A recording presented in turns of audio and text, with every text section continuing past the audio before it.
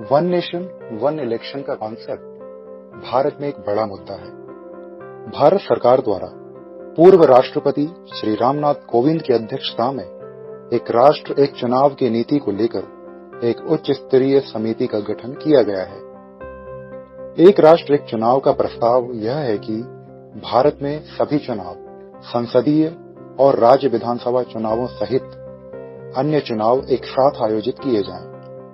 इसके प्रस्ताव के पीछे प्रमुख विचार यह है कि चुनावों की आवृत्ति कम की जाए, क्योंकि वर्तमान में भारत में अलग अलग समय पर और सरकार के विभिन्न स्तरों पर चुनाव आयोजित होते हैं, जिससे संसाधनों की उपयोगिता पर भी असर पड़ता है।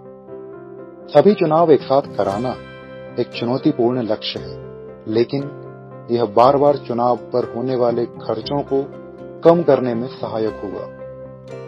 बार बार चुनाव संबंधी गतिविधियां प्रशासन को प्रभावित करती हैं। एक राष्ट्र एक चुनाव की नीति प्रशासन को सुव्यवस्थित करने में प्रभावी होगी।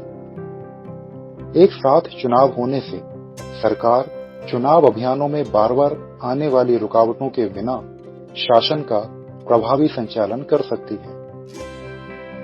राजनीतिक विश्लेषकों का तर्क यह है कि इलेक्शन साइकिल जारी रहने से वोटर एंगेजमेंट में सुधार हो सकता है, क्योंकि लोगों द्वारा बड़े स्तर के चुनावों में मतदान करने की अधिक संभावना होती है। भारतीय संविधान वर्तमान में अलग अलग समय पर चुनाव कराने की अनुमति देता है।